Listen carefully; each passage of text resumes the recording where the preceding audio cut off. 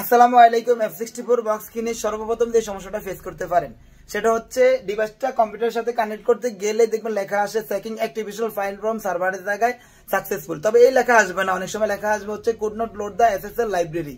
এই could not load the SSL library আসলে আপনি শতবার চেষ্টা করেও ডিভাইসটা কম্পিউটারের সাথে কানেক্ট করতে পারবেন না। তো এই সমস্যাটা আসলে কিভাবে সমাধান করবেন কন্টিনিউ করতে থাকুন, আর ভিডিওটা শেয়ার দিয়ে ওয়ালে রেখে দিন। অসংখ্য ভাই এই সমস্যাটা সমাধান করতে পারবে ইনশাল্লাহ।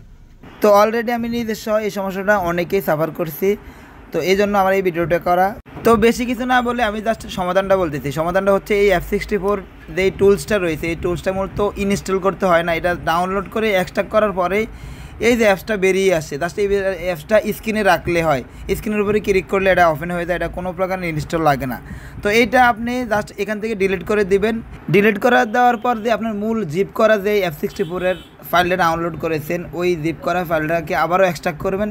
এক্সট্রাক্ট করে আবারও ওই ফাইলটা সামনে নিয়ে আসলে ওপেন করলে দেখবেন আর এই সমস্যাটা আসে না। এর পরবর্তীতে হচ্ছে আপনি F64 ডিভাইস কানেক্ট করবেন। তো আমি এখানে একটা ফোল্ডারের মধ্যে F64 এই ডাউনলোড করা জিপ ফাইলটা নিয়ে আবার এক্সট্রাক্ট করে জাস্ট অ্যাপসে যে আইকনটা রয়েছে ওই আইকনটা আমি ডেস্কটপে নিয়ে ওপেন করে নিলেই কাজ হয়ে যাবে।